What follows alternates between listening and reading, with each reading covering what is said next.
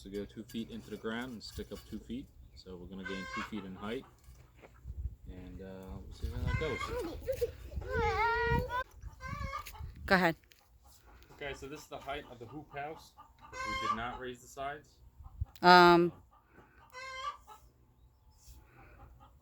Okay. So it would be about 6 feet in height, which isn't bad, but we want a little bit more height on the corners here, so we would grow tall plants, and that's why we're going to raise it up from both sides.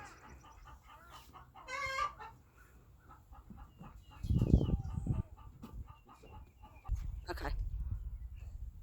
There we got to make sure that these are nice and vertical, nice and straight. Take a look at the ground. And they do make a tool that's supposed to go on the top so it doesn't bash up the top of the pipe. But we're going to bypass that. And I'm just going to cut the top when I'm done.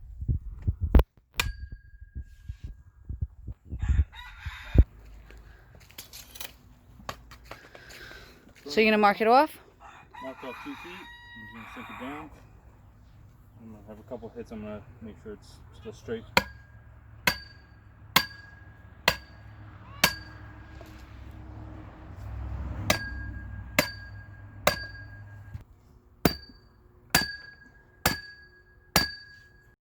Feet apart. Now we're going to cut them right height on both sides. We're going to make it a little level using some clear hose and water.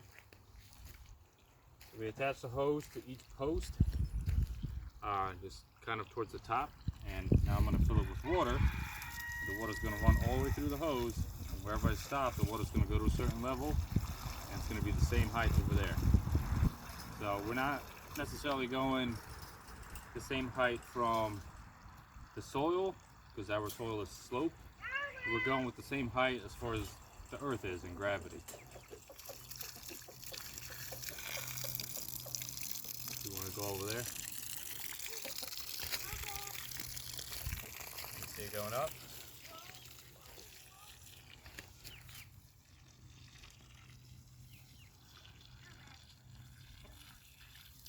A little more. Wait for the bubbles to go up.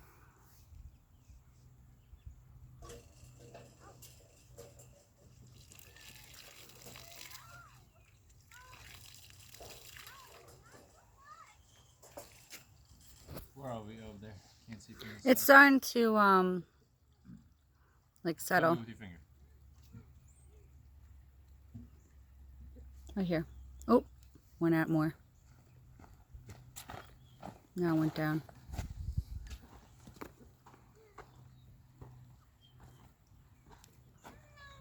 No, Vivian! Can you help her, please, before she hurts herself? Vivian, get down, please. So currently, I'm at this point, and Marty's at that point. So this side seems a lot lower than that side. Like I said, it's because our land is sloped. And I'll mark it off here with the marker. Same thing on the other side, and we'll just cut it. So on the other side, it's exactly the same thing. So where this water line ends, that's where he's going to cut and then attach, so it's even. Even though the land's not even. Okay. Okay, now we're going to take a... Now we're going to show how this works with the water level. We're going to use the straight pipe that runs across it. So we're going to put the pipe, the top of the pipe, to the markings that I made. So it's going to go like that on this side and also that. So this is... And I'm just going to take a regular level, put it on top of the pipe. And there it is. It's perfectly level. Awesome. So if you don't have a pipe that's long enough or a piece of wood to level it, you can use a clear hose with water and it's going to do the same thing. Okay. To cut the pipe, I'm just going to use the Sawzall and just go right along the black line.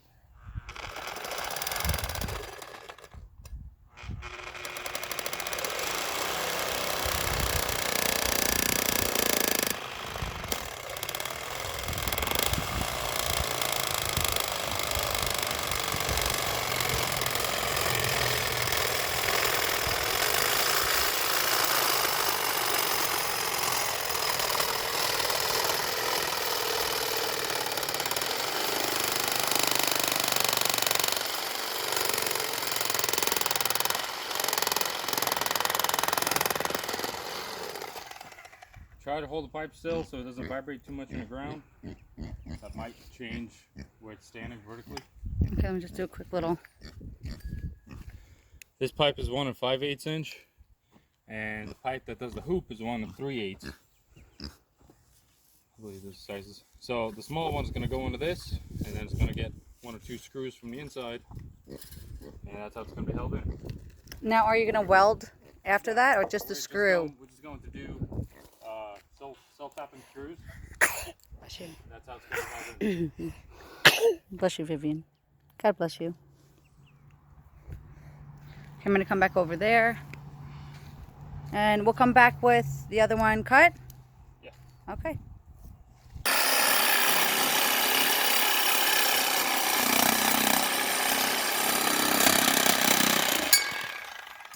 And same thing on the other side. So you can tell that one is way shorter than the other one. At least that's the way it looks. But when we leveled out the soil, it also wasn't perfectly level, so it's still sloped. So we're still probably off a good 10 to 12 inches on this side. But at least the soil, that's something we could build up later on. All right.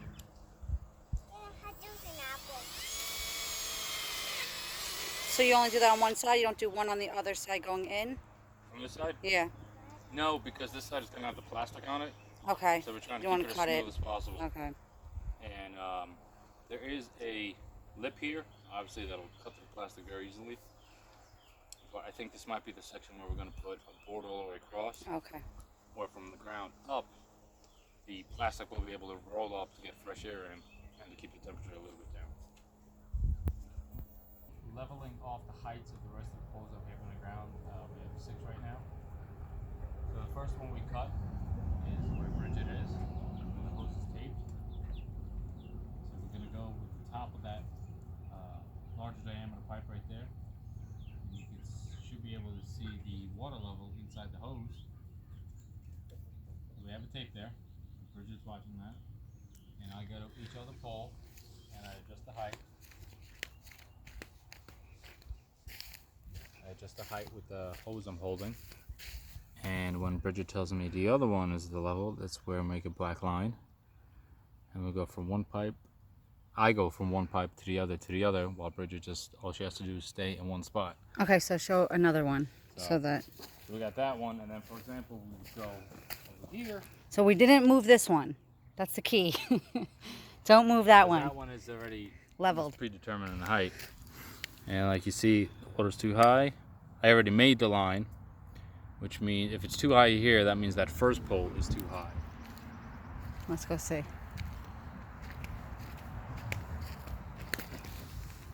Right. No, it's actually perfect. It may be a little. Okay, there you go. Yeah, because it's going to divide the So- distance in half. We're trying to level it up with this, which is also to this. Yeah, I mean, this is just for the poles, so it's not exact, but if you were doing a deck or something, you want to be more precise. But this is just a quick way if you do a lot of vertical stakes, and for example, you want to cut them the same height, or you want to build a platform the same height, you could just determine a height in one spot, clear hose with some water, and you could just go around, mark it, And the reason why you did a longer one is because we're going to be walking around with it. You don't have to have it that long. with the hose. Yeah, but it also makes it easier because sometimes you can't hold a big pipe, a big straight piece of wood to make all the markings, where this is very light and very portable. Anything else? So that was it. So we marked everything. All the other poles are marked from this height, black Sharpie, and all I have to do now is just cut them. Yep. And then once I cut them, they're all going to be the same height. And if you wanted to, you could use that pipe like we did before and make sure they're all leveled to double check it, right? Yeah, if you want to run a pipe across on the level on top of the pipe. Okay. The other 4 pipes cut, a total of 6, and now we can put on 2 more hoops.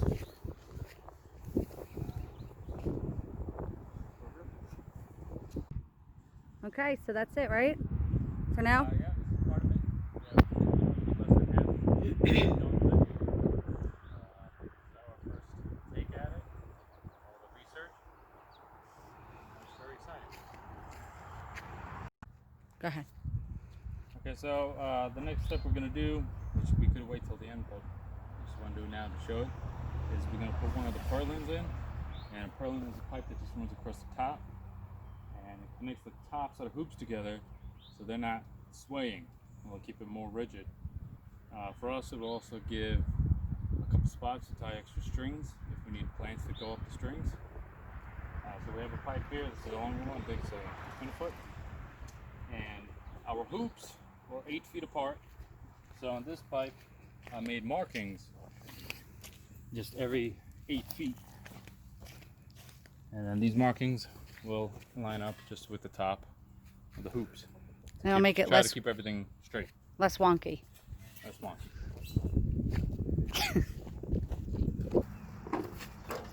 Go. These are the purlin brackets that we ordered. I forgot the name of the company, but we're going to include that later. They had a really great price on the hardware. So these are the brackets.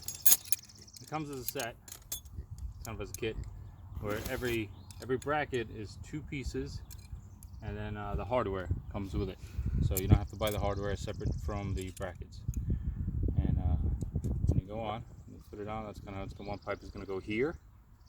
And then the other one is actually going to go in between. So they're crossing. So you're going to need 2 bolts, 2 nuts, and 2 brackets. Okay, so the pipes we bought for the hoops were 2 sections. From certain stores you could buy one section that's I think 21 feet or 20 feet. But we bought them that are half the length. So I'll put them together where I welded it, so it's the center. So that's where we're going to line up with. Put in one bracket on there. Put the other one there. Okay. Now comes the actual purlin pipe.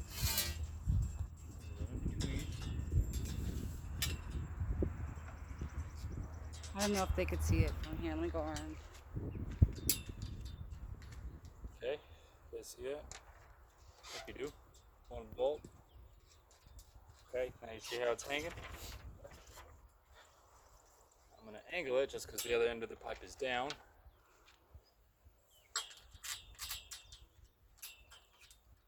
These are carriage bolts. So one part of the bolt is square. It goes into its own square little hole. So when you're tightening it, you don't have to worry about holding the other end. You just tighten the nut. Alright, see that? And that's how it's going to hold it. And when I tighten it, everything's going to become a lot stiffer.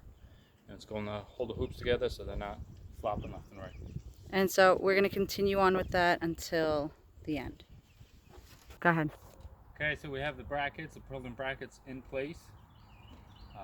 We went as far as we could with the pipe. It's too short to go to the next hoop, so we get these 3 hoops that are hung up. And if you look here, you'll see, want to come closer? Yes. You'll see the black line I put for the 8 foot marks. So that line is going straight with the hoop. And you have to tighten this.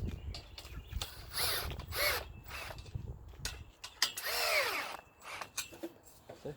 No more twist. No more moving. Now we're going to finish that throughout. And that's it. And go. Okay, so we have 3 other hoops set up so far with 1 purlin in the center. We might add more purlins, probably about halfway through if we think it's necessary. Like I said, that way it would enable us to tie string up here to guide any kind of plants that need to climb, whether it's peas or tomatoes or anything. Because currently, if you want a string here, there's nothing to tie to. Okay, so the purlin pipe goes on the bottom of the hoop pipes because you're going to have plastic all over the whole thing. So you don't want any sharp edges on top. So we tightened it. So far everything that's there is tightened, screwed down good, and we're making some good progress. And we're trying to center things as much as possible, although that's not too important because you're wrapping it with plastic, and plastic is very pliable, but it's always good to have a good foundation, like us. Cute. And just to reiterate, we... It's only been 10 minutes, and we already have tribes growing. It's a miracle. Hoop houses work so great. No, but we did what, 1/3? I wouldn't say even half. It's We have 3. Okay, So 5 more to go. cool. This is how we are bending the pipe for the hoop section. We bought this little jig from DIYbender.com. They come for different widths of the hoop house. We have 14 feet because that's what we wanted. And we made this little makeshift table out of pallets. So you bolt the jig just to the table, and at the end of the pipe on both ends, it's the 6 inches. This is the 6 inches that goes into the vertical pipe, the larger diameter one. Which is So right here. This section stays straight, so it's easier for it to go in. So we line up the mark with the edge of this clamp. When the pipe is long, There's it's the easy mark. to bend.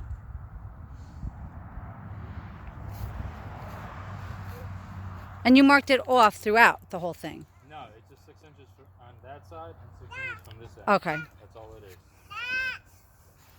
So then you just start bending it. Like so, when the pipe is very low,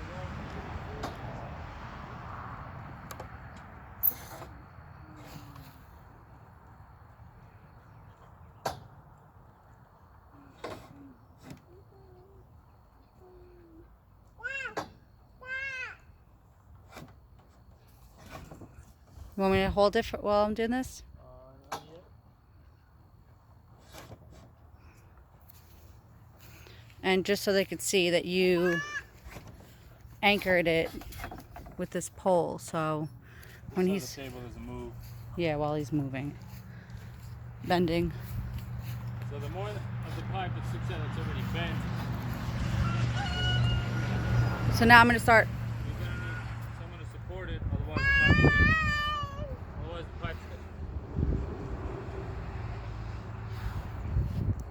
the pipe is going to bend at an angle, so you need to keep the whole pipe kind of level. So that's why I'm going to start holding it, right, Marty? Yes. So we're going to take a little pause. So this is the final product. Anyway, last time I think finished off where we were putting in the hoops. I finished that off. We put the center pipe in or join them together. Today we're going to put in a couple more pipes, the Portlands.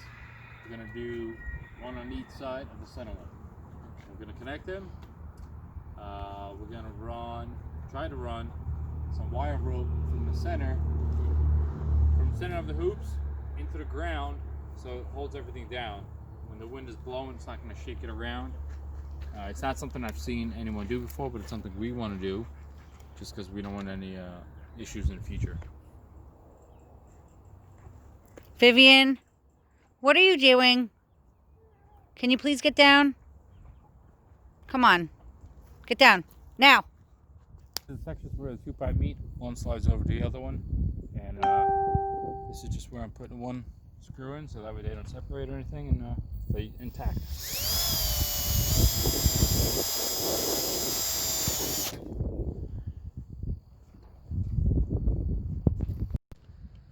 So we went over all of the pipes, where it was welded, where were any metal joined, and we put the felt tape. We put it so it would be a smooth buffer. This is what the tape actually looks like. We use about a little over half, right? Maybe. About, and you just peel the back. And so we went over all the welds area or where it's attached, and we screwed it in with the self-tapping screws. Yes. So we're done with that, and we're pretty much ready for the width we put on the bottom, and then we'll be able to put the plastic on. Stay tuned, y'all. Action.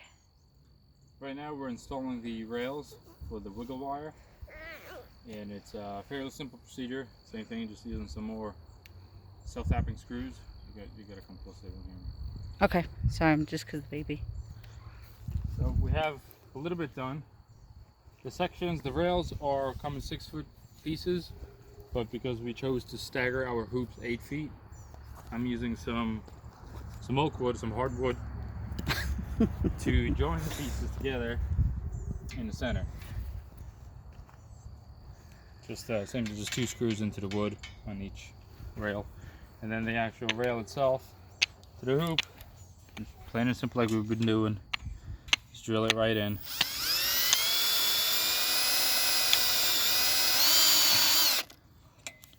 That's it. And we're gonna go. Get out. On both sides, and we're going at the height of where we put the larger diameter pipes in vertically first. So one side is actually going to be open a little bit more than the other, but this will allow us to at least open the bottoms to get fresh air in on hot summer days. Okay, we've got the bag on.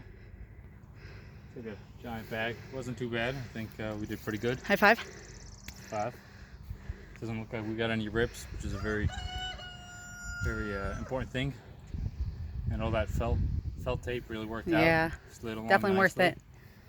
And here we are. Now we're going to start doing the wiggle wire. Start centering. We're going to center the plastic first, and then we're going to do the wiggle wire. All right, so that's coming up next. What Marty's going to go over is how to actually do this wiggle wire method. So I'm just going to pull this here tight. So if you come closer, and then I'll just do it. Yeah? Okay. So this is the actual wiggle wire. I'll show you the rail again.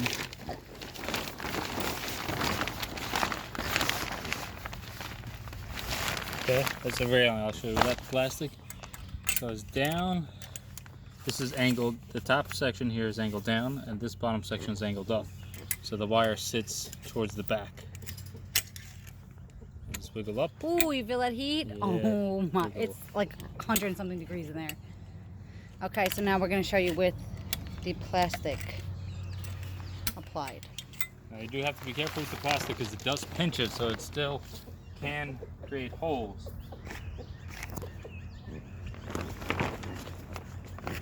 So Bridget pulls it to one side. I'm just trying to make it as nice and smooth and taut as possible. So she pulls it that way, and I'm pulling it down.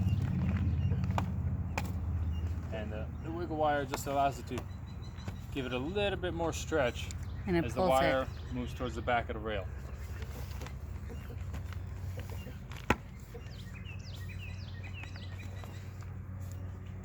Now it's all got give because these rails are pretty, they're kind of rigid but not, and because of the span, the rail does go up a little bit. So you're not going to be too tight, but it's okay because the plastic, it'll all stretch. So that's why we're just kind of going the best we can. I think the heat's going to get the wrinkles out. Yeah. And technically, if you wanted to retighten an area, it's very easy to do. But you may cause a little bit of like hole damage with the end pieces of the metal if you do try to move it. That's because the wiggle wire does pinch the plastic into the rail. I'm just going to try to pull it like that.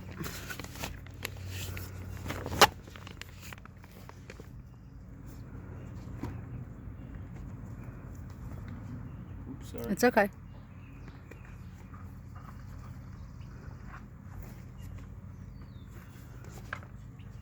Come to it again. Dangerous. Should we call a poke your eye out wire? Okay. So that's it. And I mean, it is tight. It looks good. And like I said, we still have to build door frames and pretty much a wall. That's what it looks like from the inside. Guys, it is so, We're gonna bring a thermometer it's so in here. hot. Yeah. We'll put the temperature gun. It's not gonna work. Oh, there's the a bee same. in there. It's going to kill it. You see it? It's a stink bug.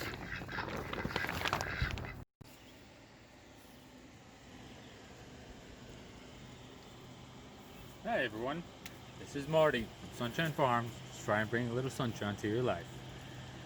Today we're going to go over our hoop house and what we've done so far, and maybe some ideas that you guys can use. Right, Vivian? We'll start with the electric. We ran electric in here. We have 2 fans, one on each side. They're exhaust fans, so hot air goes out. One on each side. They are controlled through this device, Inkbird. You can use it for heating and cooling.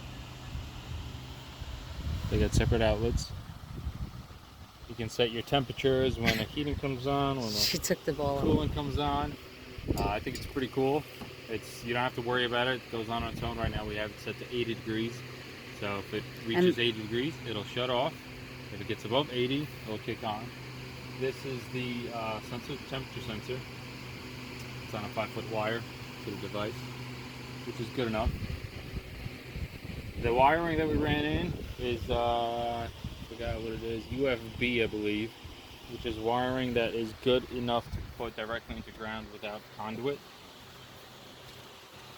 So that's what we did. Come on here.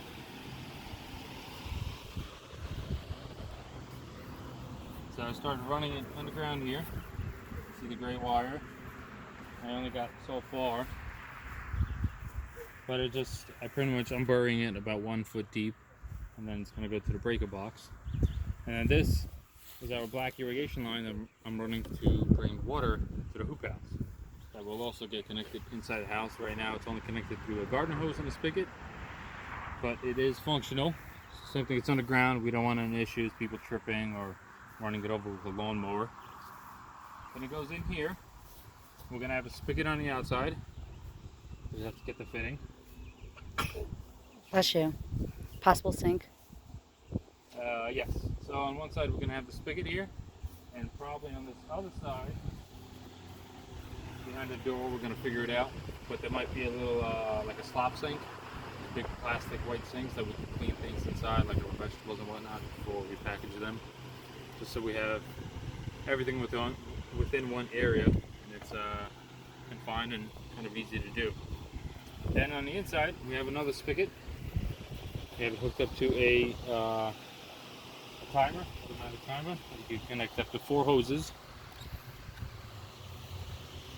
We have this one here that we ran up. This was I think a little nifty idea. To one of those hoses that shrink. I'll go ahead and turn it on and let you. Let's keep talking. You gonna turn it on? Yeah.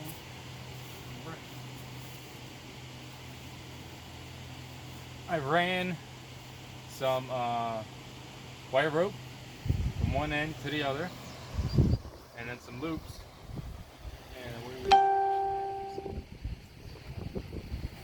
So we didn't want the hose dangling on the ground because you don't want to mess up any vegetables or anything like that.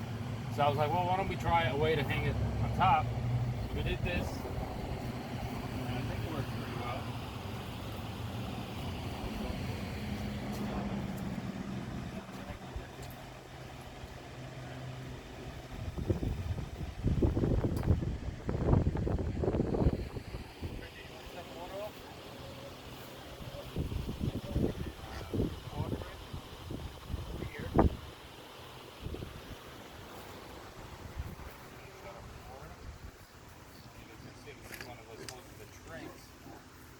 How the hose just shrinks all the way down and kind of pulls itself back in. You want to show them the hose going down?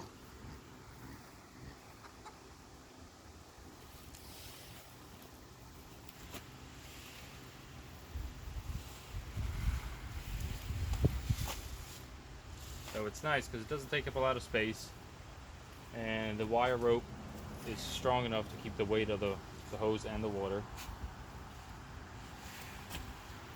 It kind of packs itself away. Like I said, it's not gonna destroy any of the plants in the ground, and that is not plugged in. That's terrible. Yeah, you should stop it. Right? Recording through headset, it says. Okay, it's on now? Yeah. Let me just dump it. It's on. It's recording. Okay, well, you're gonna edit, right? Okay, so I guess go from here and have to put it on. Okay, so just to show you guys how much this expands, this is right now pretty much empty on water. We're just going to turn the hose on.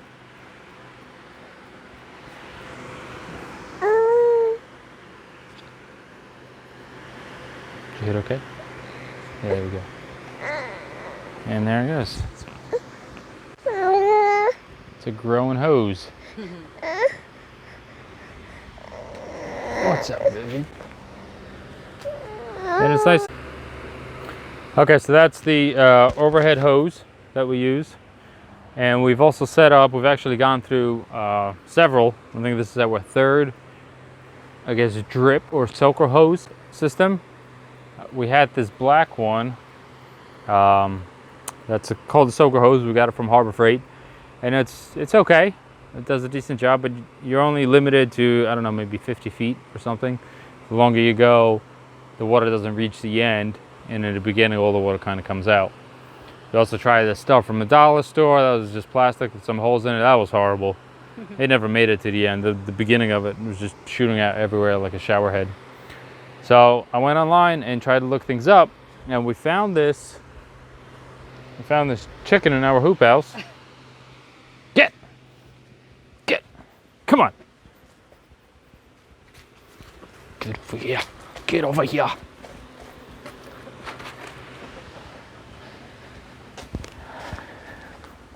All these animals just want to be in the videos. So this is this drip irrigation. It's actually I believe it's called a water emitter hose. It is this one's by Rainbird. I've read some reviews about other ones that these hoses come rolled up. If they kink, some of the other ones, the kink stays forever and doesn't go away. This is a Rainbird. It's a good company. Their stuff it doesn't do that. Ours kinked a couple times and I rolled it out and it's perfectly fine. And doesn't look like much in here. Oh, here we go. I didn't know we had this. So this is the soaker hose that we had from Harbor Freight. Works decent if you have a smaller garden, smaller run. And this is how the emitter hose comes. Okay, it's a big reel. It's 100 meters, which is like 338 feet or something like that. It's very long. They have different ones. The amount of water that comes out of them, and the lengths and how far the holes are spaced out. Let me see if I could just grab a piece here. Okay, so see this here, guys? That's where the water comes out. It's a little hole, but it's a very special hole. It's not just poked through. You could turn on the water to the shower. I'm going to cut one open here for you. This, I think, is a very ingenious setup. It's actually a valve, a pressure control valve, and it only allows a certain amount of pressure to come out. See? It's got this whole assembly inside. This is the outside. You only see that little thing, and this is on the inside.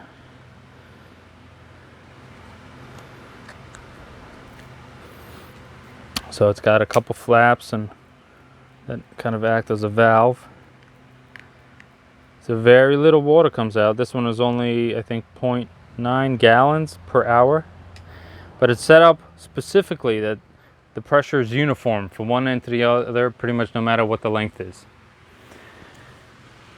Which is great, because there's over 300 feet in here. I'll turn it on for you.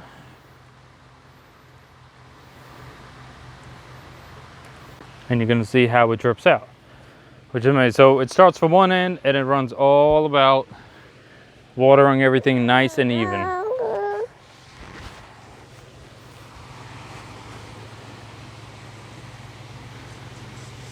It takes about close to a minute to fill up everything if we haven't run it all day, but it's just little drops. See that? Nice and smooth all the way throughout, same amount from beginning to end. And we're planning on leaving for New York in a little bit. We also have potted plants, so here's something I tried out with this, where I'll put each pot underneath the drip so it can also water the pots when we're not here. That one obviously you need to make a hole in, but I ran it across all of them, and it's going to water all our stuff when we're not here.